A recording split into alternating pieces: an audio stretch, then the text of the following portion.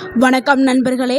60 வயதை கடந்த பிறகு நடக்கும்போது தடுமாறீர்களா? படிக்கட்டில் ஏறும்போது பயமாயிருக்கிறதா?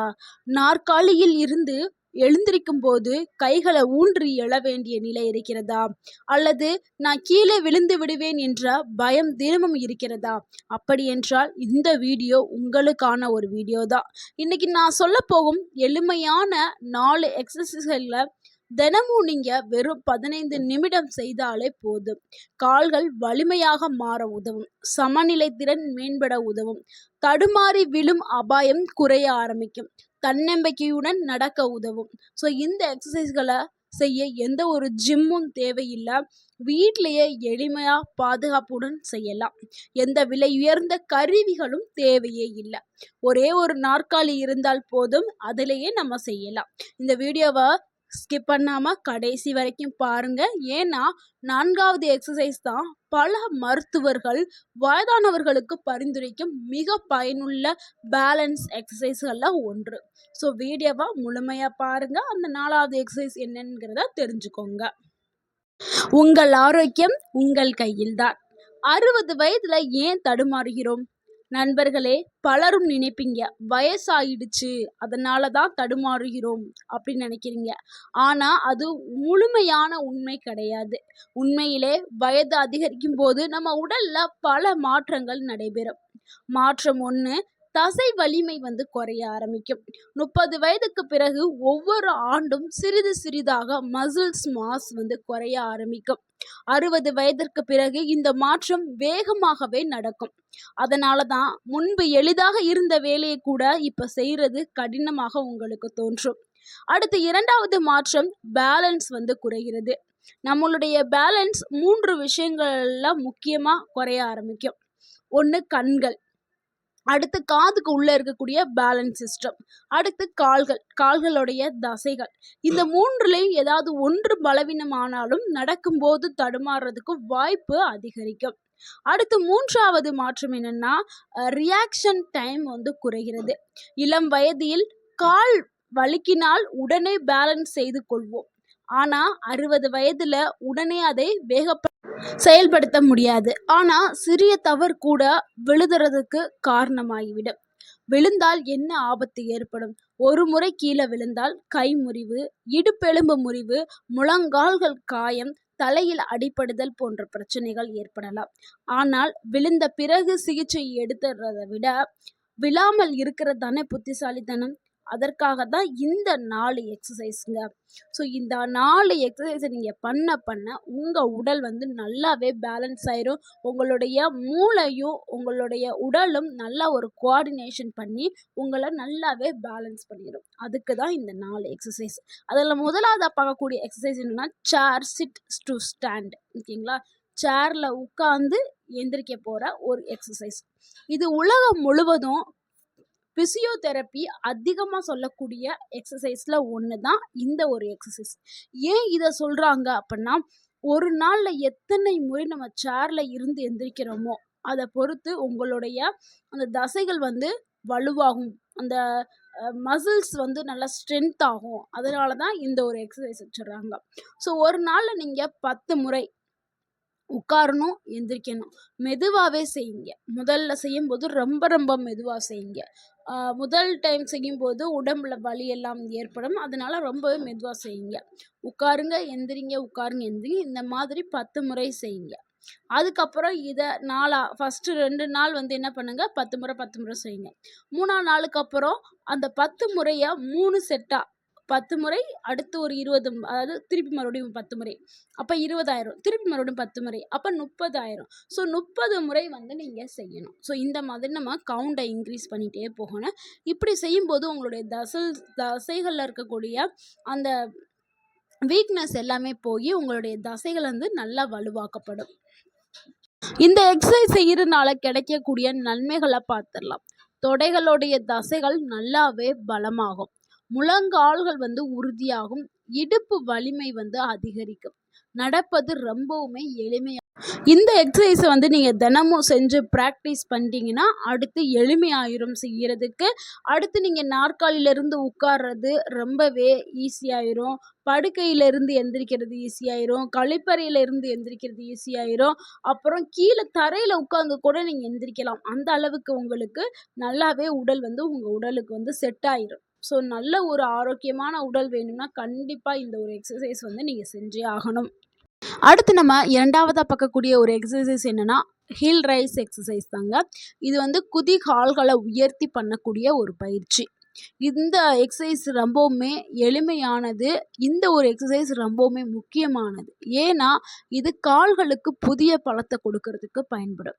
நம்ம நடக்கும்போது, ஓடும்போது, படிக்கட்டில் ஏறும்போது உடலை முன்னோக்கி தள்ளுவது எந்த தசை தெரியுமா?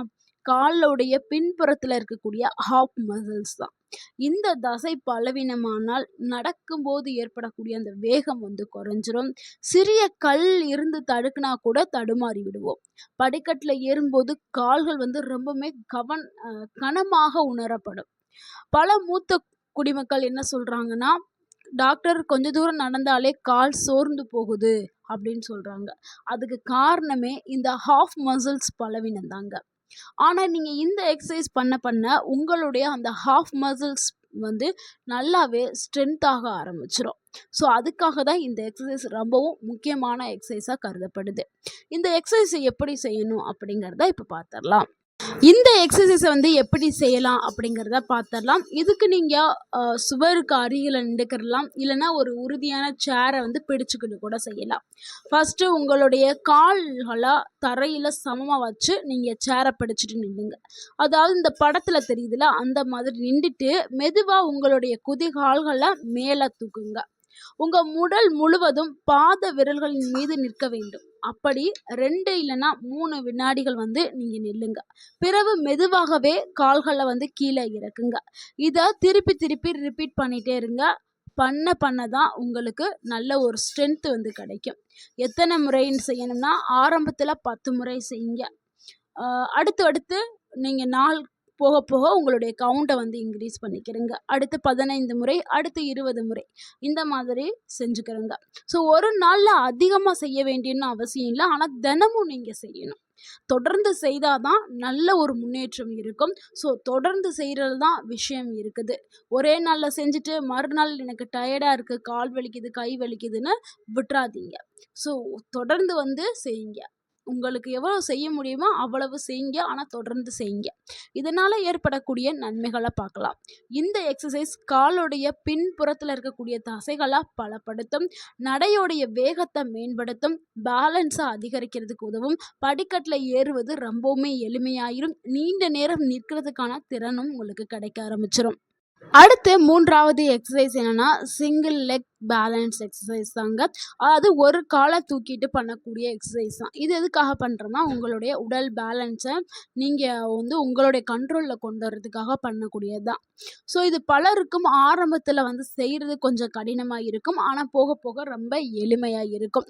ஸோ இந்த எக்ஸசைஸ் வந்து பேலன்ஸை மேம்படுத்துறதுக்கும் மிகவும் ஒரு முக்கியமான எக்ஸசைஸாக இருக்குது. ஸோ இந்த எக்ஸசைஸை எப்படி செய்யலாம் அப்படிங்கிறத பார்த்துடலாம்.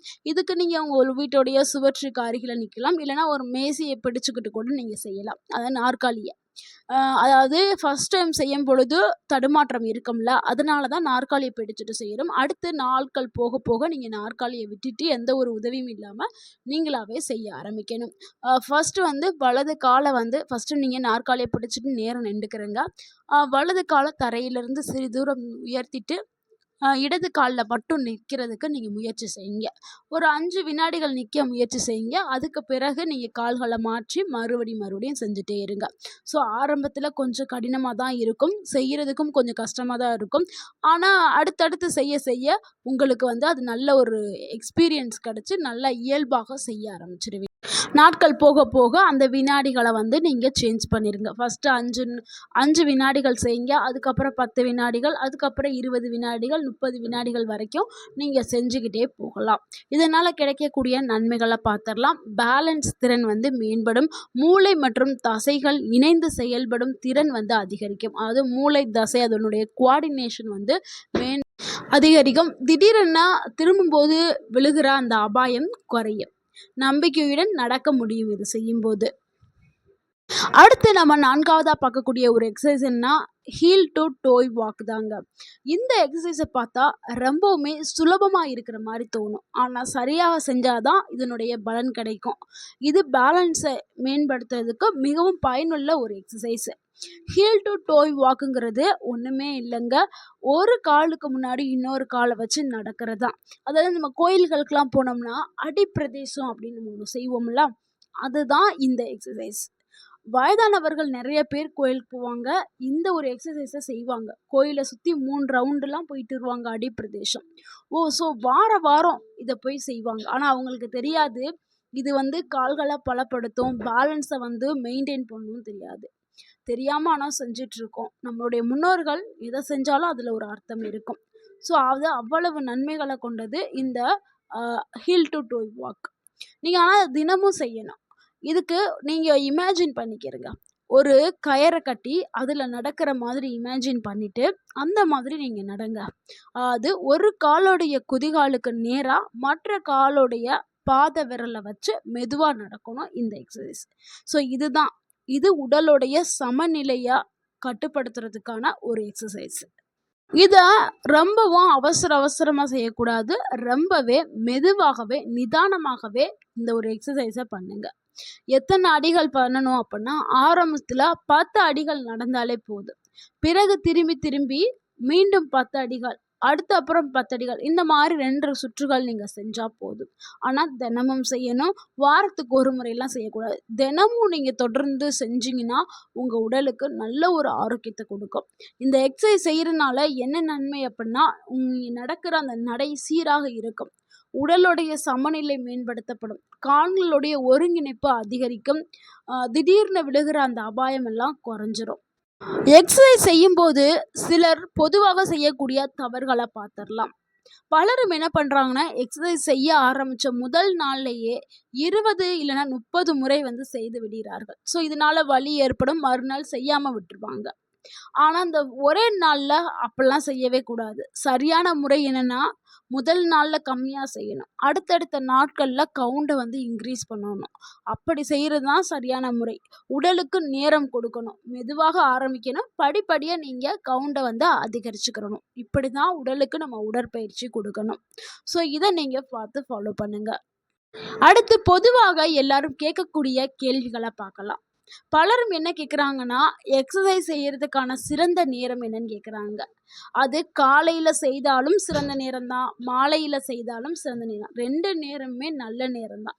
காலையில் நேரம் கிடச்சிச்சுன்னா முடிஞ்ச அளவுக்கு காலையில் செய்யுங்க. காலையில் நேரம் கிடைக்காதவங்க மாலையில் செய்யுங்க. ஆனால் ஆக மொத்தத்தில் உடற்பயிற்சி செய்கிறது உங்கள் உடலுக்கு ரொம்பவும் நன்மையை கொடுக்கும். காலையில் செய்யும்போது உடல் ரொம்பவே புத்துணர்ச்சியாக இருக்கும். அடுத்தடுத்த வேலைகளை நீங்கள் செய்கிறதுக்கு ஈஸியாக இருக்கும். அந்த நாள் முழுக்க ரொம்பவே ஆக்டிவாக இருக்கும், ஃப்ரெஷ்ஷாக இருக்கும். ஆனால் தினமும் செய்யணும். அதுதான் விஷயம். நீங்கள் காலையில் செஞ்சாலும் சரி, மாலையில் செஞ்சாலும் சரி, தொடர்ந்து நீங்கள் தினமும் செஞ்சுட்டே இருங்க. சிலரெல்லாம் வாரத்துக்கு 5 நாள் செய்கிறேன், 6 நாள் செய்கிறேன், 1 நாள் லீவ் விட்டுருவேன், 2 நாள் லீவ் விட்டுருவேன் அப்படிலாம் சொல்லுவாங்க. அப்போல்லாம் செய்யக்கூடாது. தொடர்ந்து எல்லா நாட்களுமே தினமும் செய்யுங்க. ஏதோ 1 நாள் 2 நாள் செய்ய முடியலை அப்படின்னா ஓகே. ஆனால் தொடர்ந்து செஞ்சால் தான் நல்ல பலன்களை பெற முடியும். ஸோ இந்த எக்ஸசைஸ் கூட நீங்கள் கடைபிடிக்க வேண்டிய சில பழக்க வழக்கங்களை பார்க்கலாம். ஒரு நாளைக்கு தேவையான தண்ணீர் கண்டிப்பாக எடுத்துக்கிறணும். ஒரு நாளைக்கு 2லேருந்து 3 லிட்டர் தண்ணி எடுத்துக்கிறணும். அடுத்த விஷயம் என்னென்னா தூக்கம்ங்க. தூக்கம்ங்கிறது ரொம்பவே முக்கியம். தூங்கலைன்னா பல நோய்களுக்கு தூக்கம் வழிவகுத்துரும். அதனால தூங்கணும். ஸோ ஒரு நாளைக்கு 7லேருந்து 8 மணி நேரம் கம்பல்சரி தூங்கி எழுந்திரிக்கணும்.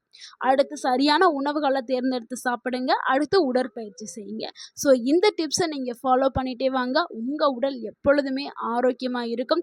ஸோ 100 வயது வரைக்கும் நோய் இல்லாமல் வாழ இந்த ஒரு டிப்ஸை நீங்கள் ஃபாலோ பண்ணுங்கள். இந்த வீடியோ உங்களுக்கு பயனுள்ளதாக இருந்திருந்தால் இந்த வீடியோக்கு ஒரு லைக் பண்ணுங்கள். இந்த வீடியோவை உங்களுடைய ஃப்ரெண்ட்ஸ் அண்ட் ஃபேமிலிக்கு ஷேர் பண்ணுங்கள். மறக்காமல் நம்ம சேனலை சப்ஸ்கிரைப் பண்ணுங்கள், சப்போர்ட் பண்ணுங்கள், கமெண்ட் பண்ணுங்கள். தேங்க்யூ ஃபார் வாட்சிங் அண்ட் வாழ்க வளமுடன். உங்கள் ஆரோக்கியம் உங்கள் கையில்தான். நன்றி, வணக்கம்.